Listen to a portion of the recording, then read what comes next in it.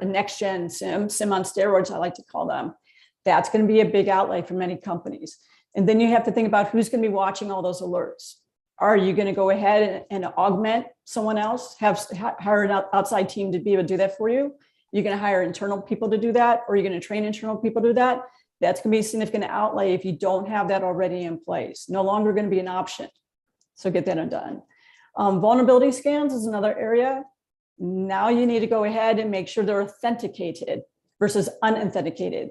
That might mean that the software or the systems that you're using, the platform you're using, maybe you'll have to change out that platform because maybe that platform doesn't support that.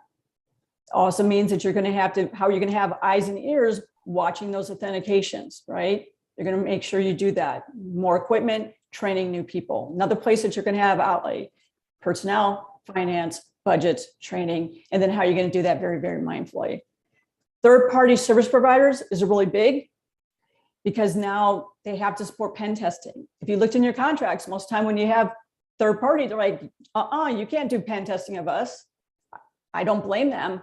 But now you're going to need to make sure that you have eyes and ears and be able to go ahead and make sure that they can attest to you that they're meeting the PCI requirements for that.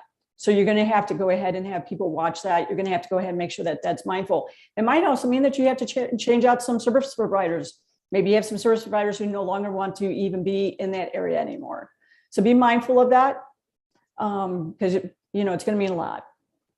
The other thing is that most people say, I just have to worry about this every 12 months, right? Right? Hope and pray it's going to be okay.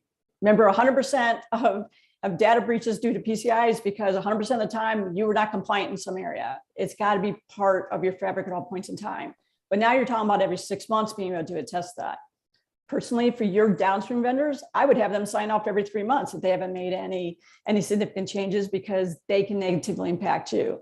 But results of those changes, again, time, resources, planning with the business. It might be the rollout of their products when you need to be doing testing. You really need to get that into the fabric ahead of time, strategic.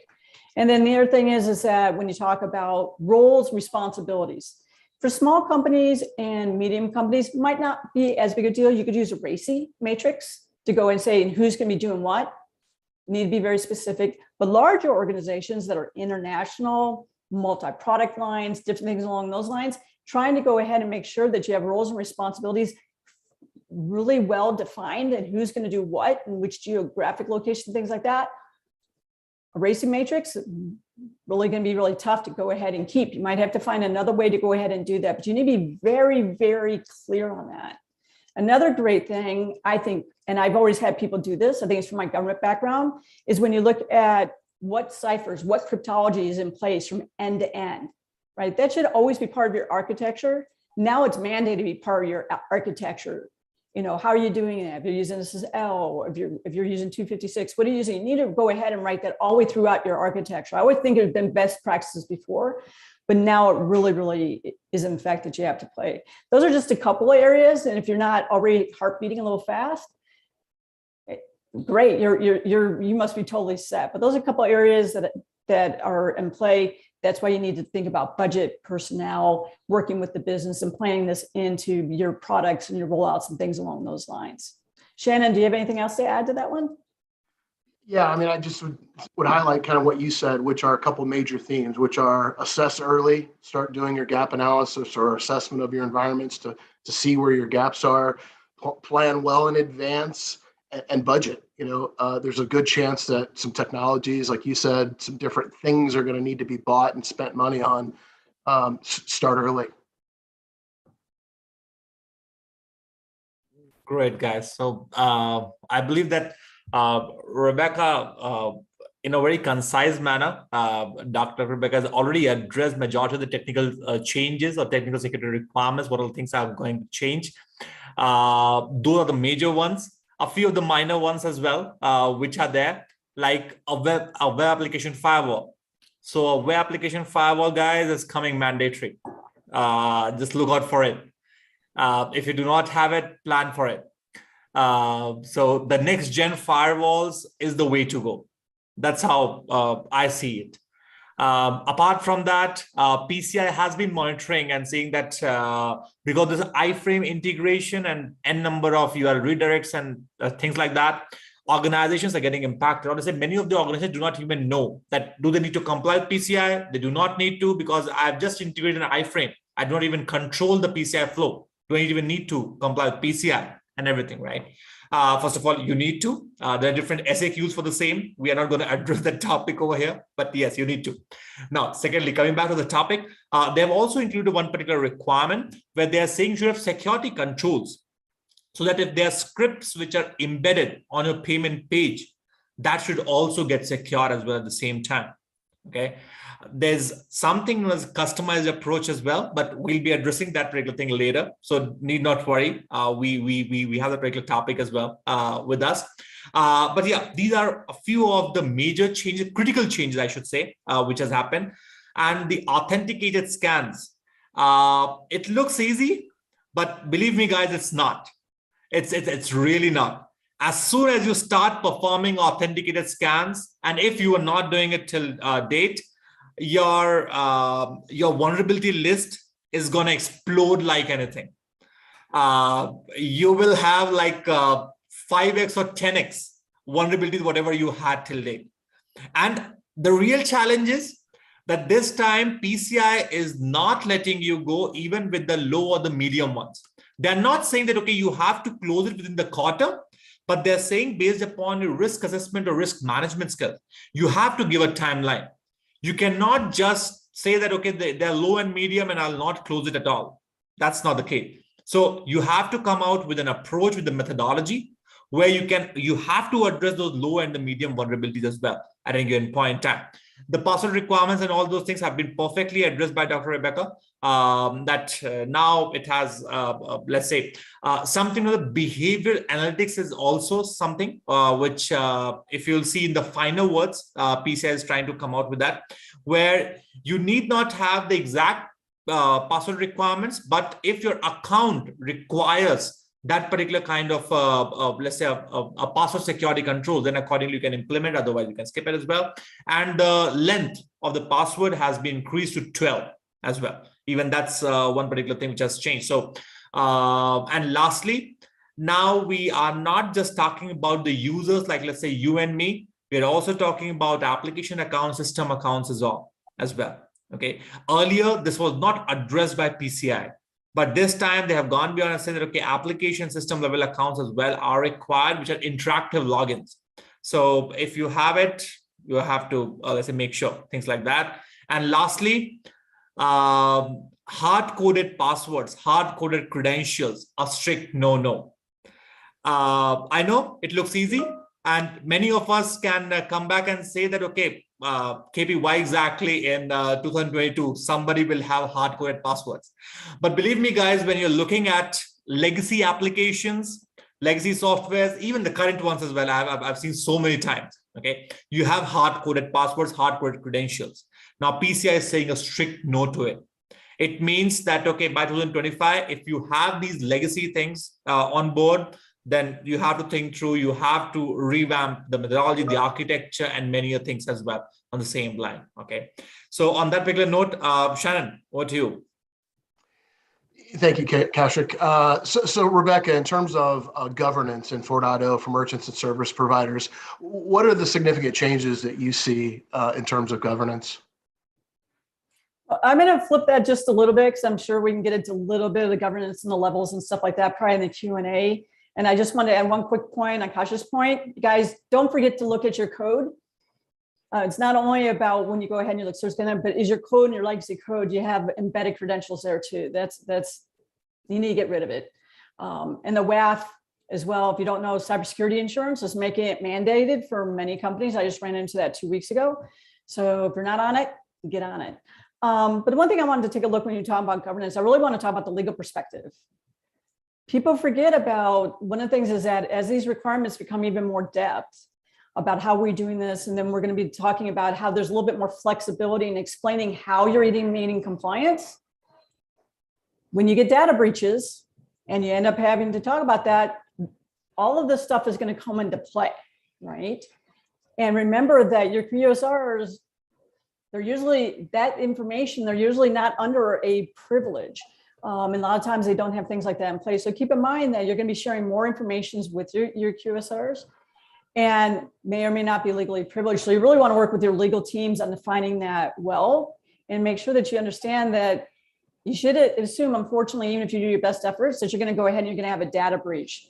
And then you're going to have in all the documents that you prepare is going to have to be going ahead and shown in a court. So make sure that all the assessments that you do, all the internal risk assessments you do, all the documentation you do is very well created, tells the truth at all points in time. If you have a gap, things like that, because you should really prepare yourself that you perhaps might have to show this in a court of law. So I really want to make sure that people have that on the radar, because I don't think enough people do have that on the radar. Shannon, I'm sure you might have some other things to your own question. I mean, that's a great point. Make sure it all stands up, because they're going to be scrutinizing eyes looking at them that you maybe didn't plan for at one point. So yeah, great point. KP?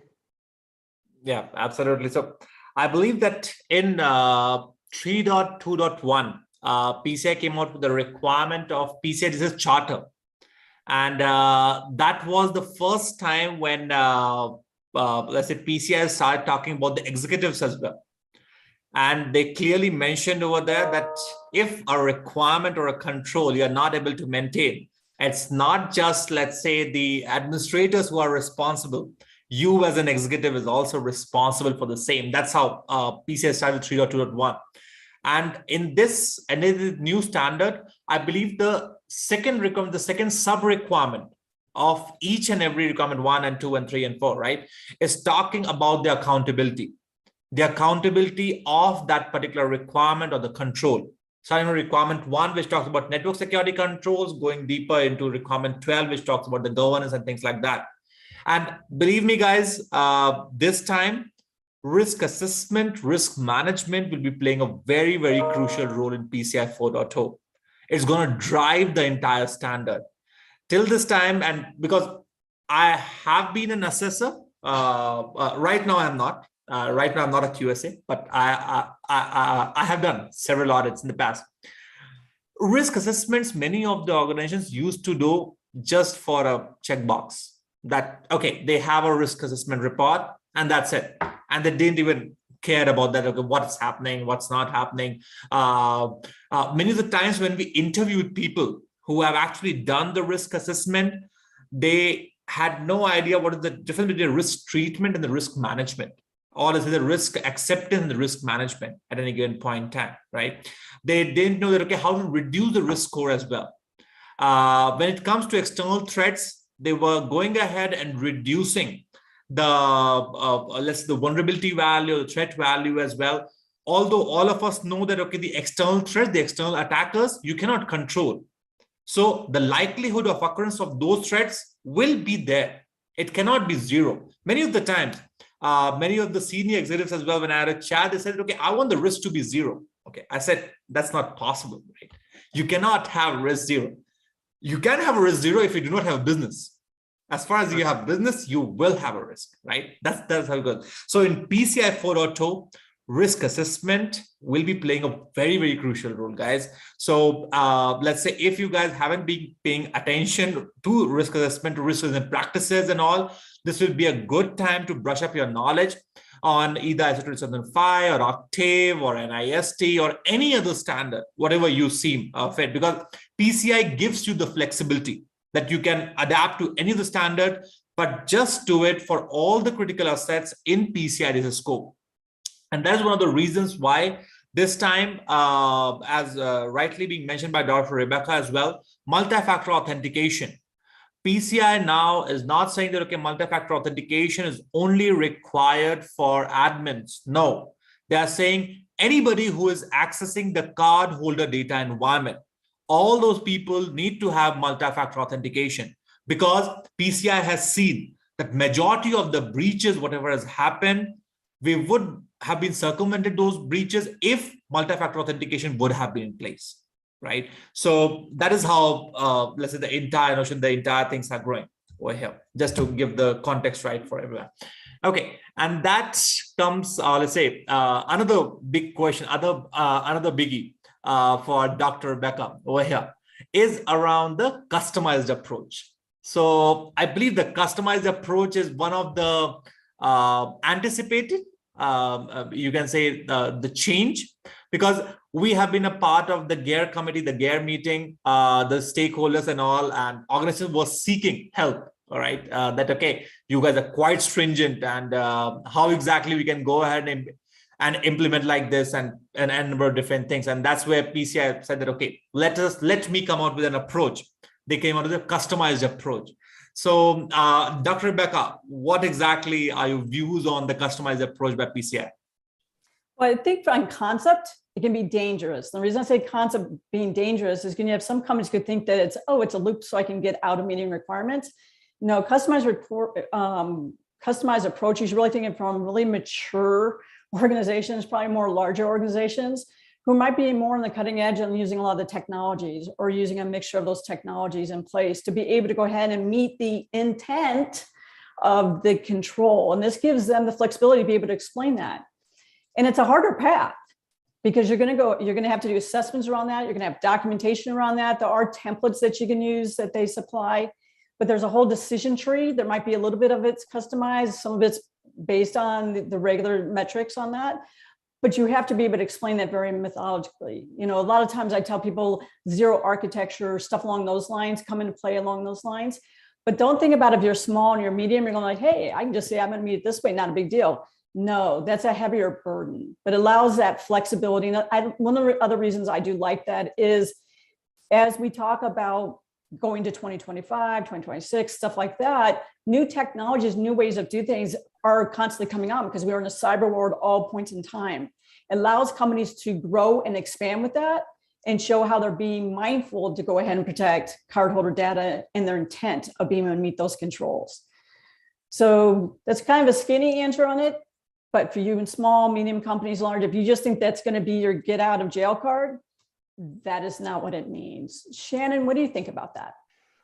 I think that's a great point. In fact, my early conversations with clients so far on this subject is, hey, we don't have to do a risk assessment anymore.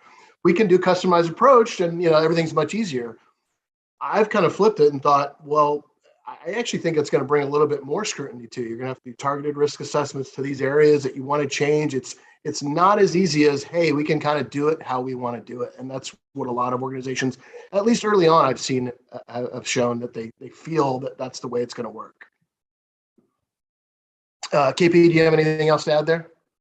Yeah, so customized approach is let's say in Dr. Rebecca's word, two-edged sword, right? It's a two-edged sword, which we have. It can benefit as well. However, at the same time, it can harm you as well, right? Both the things are there. Because if you'll see the customized approach, it's not just for the assessee, but it's also for the assessor as well. Means if you are thinking loud and saying that, okay, no, I will customize the requirement based upon my organization, based upon my requirement, then your QSA will be required to spend 2x or 3x of their time to customize the control of the control evaluation as well, that how exactly they're going to evaluate this control, because you are having a different control implemented over there. It's not as per the PCI, so what exactly PCI asked for. So they will have to draft, let's say, different type of requirement objectives, different types of, let's say, the testing procedures and all, and then accordingly they have to go ahead. And that's not where it ends. As rightly being mentioned by Dr. Rebecca and Shan as well, there are n number of different procedures, processes, documentations, etc., which you have to maintain if you are willing to go ahead with the customized approach at any given point in time, right? So n number of different things are there. And I believe that when we started this entire session, we told as well that we might not be able to address everything at its entirety as 100%, but just giving you guys a glimpse, customized approach, there can be an entire, let's say, a dedicated fireside chat on customized approach itself. That's how big it can be. because we can take a few use cases of particular requirement. We can discuss those requirements. We can say that, okay, how exactly the control matrix and let's say other things needs to be drafted for each and everything. And then accordingly, how to draft those, the customized approach.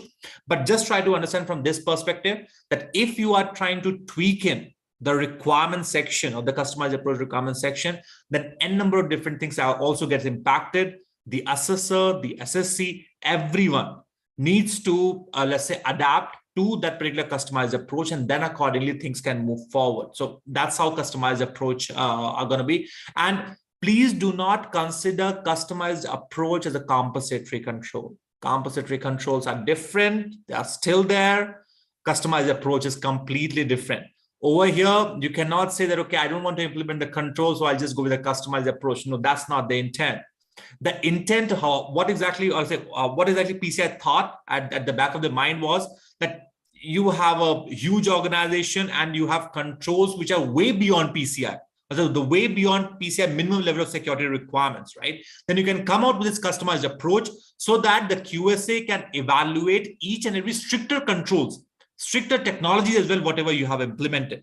It's not the vice versa. Just try to see that from that perspective, okay? Whereas compensatory control is more from a risk management perspective that, okay, I'm not able to, because of some business or technical justifications, I'm not able to implement this requirement, so I'm looking at a compensatory control. So both of these things are different. I know if you have any questions, then we can answer it later or let's say during the session as well, but that's how it goes. So Shannon, what do you? Yeah, so my last question for Rebecca, we've talked a lot about timelines. We've seen slides, we're basically in the first part of a 3-year window to try to evaluate and get this implemented and compliant. How should organizations approach achieving compliance for 4.0 based on the timelines we've seen so far? Well, as a starting point, you need to go ahead and take a look and see, are you really compliant with 3.2.1 and are you being compliant all points in time? Take a look at that and take a look at your gap analysis. What's the differential that you have right now going on to be able to meet 4.0? Be very mindful of that. That'll help you to go ahead and determine not only what security controls need to be put in place, but what structural changes might have to be placed for business processes, for infrastructure, for different things along those lines. Give you an idea what training might be needed, what you might need to purchase. So you're going to have to deal with procurement, things like that. It's also very important that you work with legal, because if you are actually answering to an upstream, what is their expectations? Are you going to need to meet the controls that are effect for March 31st, 2025? Do they expect those best practices to be in place in 2 years, not 3 years? The other thing that you need to do is you need to watch your downstream, right? You're dealing with call center operations and things along those lines. You need to be keeping on top of them that they're going to be compliant, because that's going to hurt you if they're not, right? You could be cut off. So I tell people it's a big process, upstream, downstream, and then are you doing your due diligence? We're only as strong as our weakest link. Remember, we're in a cyber world all points in time. They just need to be successful once, and we got to be successful all the time. So start right after this fireside chat if you haven't already started. Great points. I would just say start ahead. I mean, people should already be looking at this. If you have troublesome areas in your environment, or you've had issues in the past with your QSA, if you rely on service providers to keep you compliant every year, start asking those service providers ahead of time. Start making the ask, because they're going to take some time to spin up and get compliant themselves. So, KP, anything from you? Yeah, absolutely. I couldn't agree more with both of you, Dr. Rebecca and Shannon, both of you as well. So how exactly I believe that, okay, organization should approach this is that, first of all, start reading the requirements, start reading the standard. First, understand the requirements, understand the standard, right? Because many things have changed. And that's why PCI is arranging a PCI symposium as well in June, where they are going to officially talk about the, let's say, the standard as to how exactly organization should implement it, should impart it, and things like that. So take a month or two to read through the standard, to understand the requirements and see its implications, its impact as well to your organization, to your technological controls, and then come out with a security roadmap, or to say a roadmap for the implementation of these requirements. right? Starting from scoping, as rightly being mentioned by Dr. Rebecca as well, that majority of the breaches, let's say happens is because the scoping was not done correctly. Majority of the card data was lying in the non-scoped areas without any controls, without any, let's say, security risk.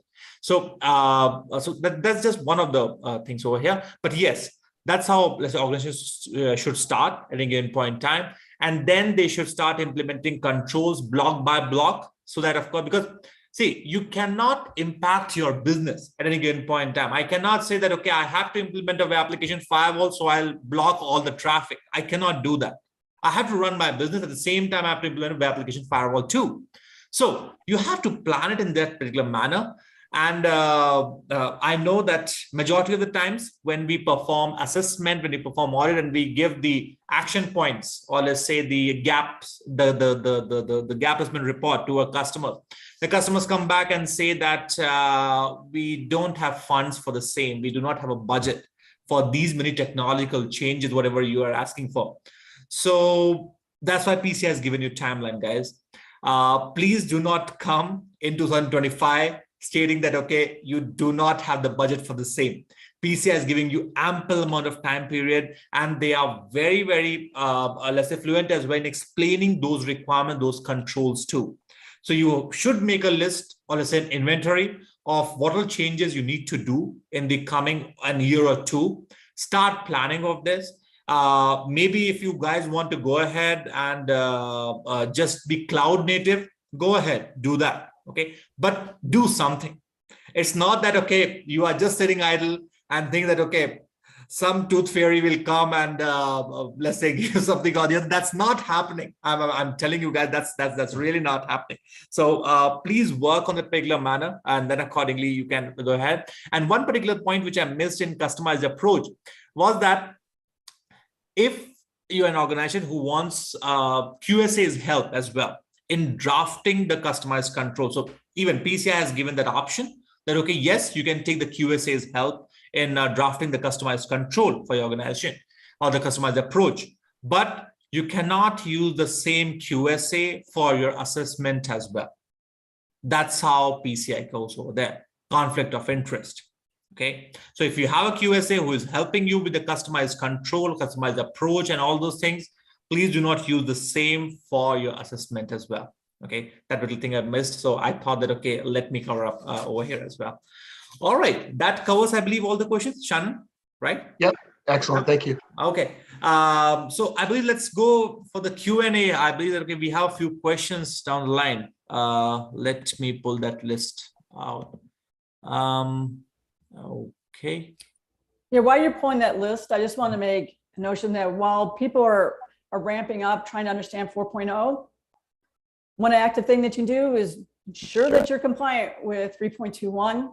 Make sure that you understand what the strategic plan and projects that are underway in the next 2 years, so you can make sure that you embed the 4.0 requirements into those projects, instead of having that project comes to fruition and go, by the way, now you need to go ahead and change all the security, compliance, and privacy controls around that.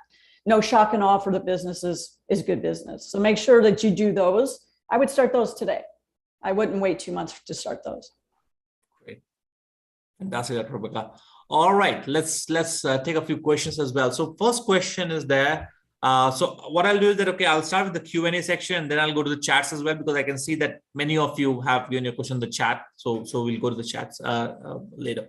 So the first question is that 4.0 brings into play multi-factor authentication to the CDE for any access versus past versions where this was only required for remote access. So basically, it was not required only for remote access, but if you see the current standard, the 3.1, if you're an administrator or somebody with an admin right, then you need to have a multi-factor authentication, irrespective if you're remote or not, but that's actually the requirement. So, so do you feel this will be tough to implement, and what will be the productivity be for the internal users accessing the CDE? Productivity, I believe that, okay, we might not be the right people to answer that, okay, how exactly productivity will get impacted. However, this particular requirement of multi-factor authentication, yes, it will be tough to implement. It will not be easy at all, because your common users who used to log in within, let's say, 3 seconds to 5 seconds, they might be taking 7 to 8 seconds or 10 seconds as well. And depending upon the number of users, that particular time period will amplify as well. And somewhere down the line, it will impact your business. But try to understand from this perspective that better safe than sorry, right? So today, if you go ahead and implement these requirements, these controls, and the multi-factor authentication and everything, then tomorrow you are much more in a safe ground, so that you do not get impacted because of a breach or something like that, right? So that's the approach which PCI wants to take over here. And yes, it's going to be time consuming for implementation. And yes, it's going to be time consuming for the others as well. But also look from this perspective that multi-factor authentication is not just those OTPs and all as well. You can have your hard tokens as well. You can have your soft tokens, which makes the entire process very easy for organizations as well to be done. It's something like something you know, something you have, and something you are. Just have 2 of them at least, so that accordingly you are much more secure. Dr. Rebecca, Shannon, if you would like to add anything. Yeah, I was going to say today's multi-factor authentication mechanisms are a lot faster and more efficient than they were 2 and 3 and 4 and 5 years ago. And we only will see that increase in efficiency. So obviously, will there be a slight nanosecond or 2? Yeah, but I don't find that being long-term negatively impacted. And I think the security is well worth it. Shannon, what's your viewpoint? I agree. And as Kaushik mentioned, you're not going to get a lot of sympathy from the card brands, from your acquirer for an extra log on, time or something like that. It's something that's going to have to be done. So. Got it. Great. Awesome. Let's go to the second question, which we have over here. And it starts with, hello, Dr. Win. Okay, that's how it starts. So hello, Dr. Win. I want to know when the new requirements will be published. So the new requirements have already been published, and it's available on the PCI security standards.org website. It's freely available. And that's what I love about PCI, right? All the resources, each and everything is freely available, access to all of us without any charges. So you can go ahead, access the things over there itself. And I will not pass this particular question to the others, because the others will also have the same answer. All right. Okay. One more question is, with regards to service accounts and mainframes, okay, although tough as downstream impact can be devastating, so any suggestions as to approach on that?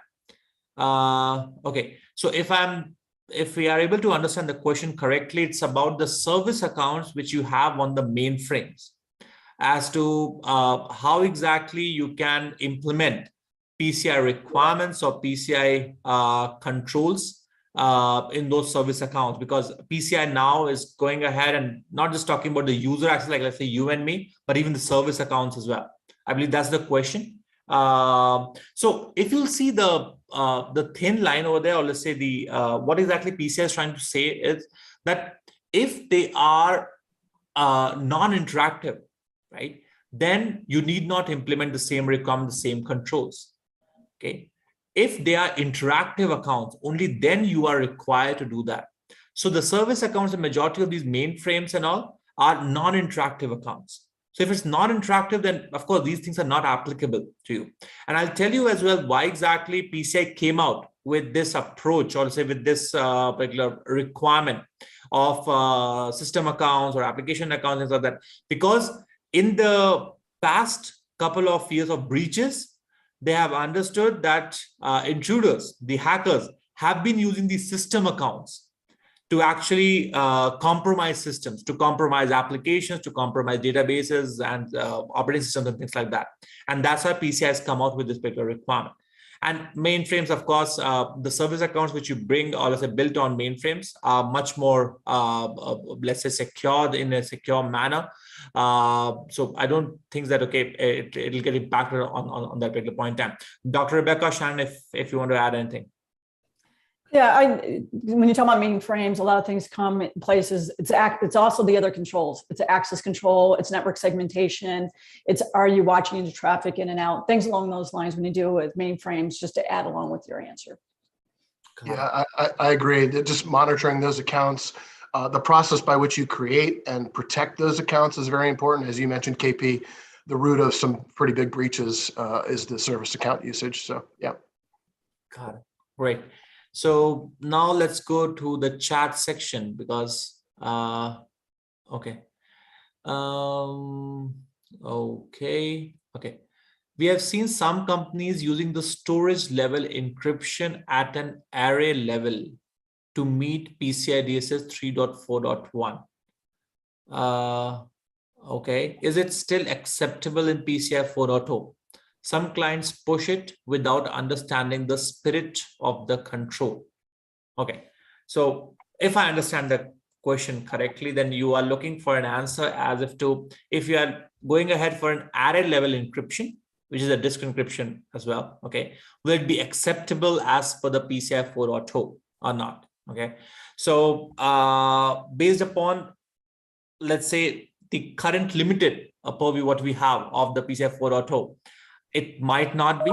Okay, that's our first answer over here, because they are typically talking about column level or file level encryption. That's what they're talking about. Okay, so if you have a disk level encryption, whether it's array level as well, it might not be able to serve the purpose what PCI is asking us for. And you have to come out with a column or a file level encryption to suffice the PCI requirement 3.4, or I think the requirement numbers also have changed. So you need to monitor that as well at the same time. Dr. Rebecca Shan, if you'd like to add anything.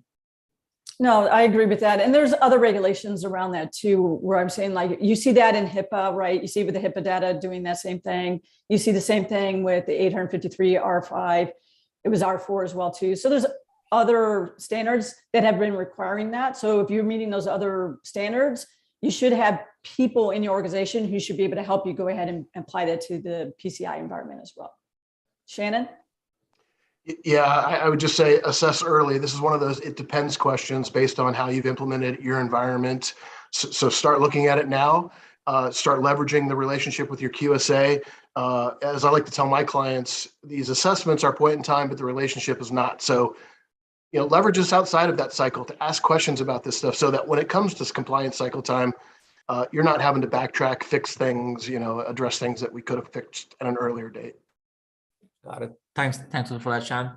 And as soon as you said backtrack, I could remember that before Kali Linux came, right? The older version of Kali was known as the backtrack. Okay, that's what the name of that operating system was. So I could just recollect that as well. All right. The next question: what's the acceptable privilege for authenticated scans? So typically when CISA as an organization, let's say we as an assessor performs authenticated scans, we say for full admin rights. That's how we go ahead. So that accordingly, we can go deep inside the operating systems and then come out with, let's say, whatever patches, whatever things you have guys have not implemented, and then secure yourself as well. Okay, so that's how it goes. And the next question I'll throw in for the team as well. How about using JavaScripts for user activity monitoring with tags to exclude PCI information? Okay, I'll read it again. How about using JavaScripts for user activity monitoring with tags to exclude PCI information? Okay, so I'm not sure what you mean by exclude PCI information over there. But if you are trying to use JavaScripts for user activity monitoring, and if you're trying to meet the requirement 10 of log management, I'm not sure. Then there are other things as well which you need to plan for it. It's not just the user activity monitoring, it's not that simple, I should say, right? That, okay, you can have just a JavaScript for user activity monitoring. You need to have n number of different controls as well around it. And as Dr. Rebecca was saying that these SIM solutions, the XDR solutions, MDR solutions, things like that is a different beast altogether. So you need to, let's say, handle it very carefully over there. So that's what we understand. However, you can, let's say, write to us as well if we didn't understand the question correctly, and then accordingly we can answer it in a more, let's say, exclusive fashion. All right. Kajik, let me add one point quickly on that. just in our point, if you're talking about on a website scripting, whatever scripting language you're talking about, in 4.1, there is a requirement that you go ahead and you have monitor where you have that script library, that you don't have a nefarious actor who can go ahead and can deposit false scripts into that library.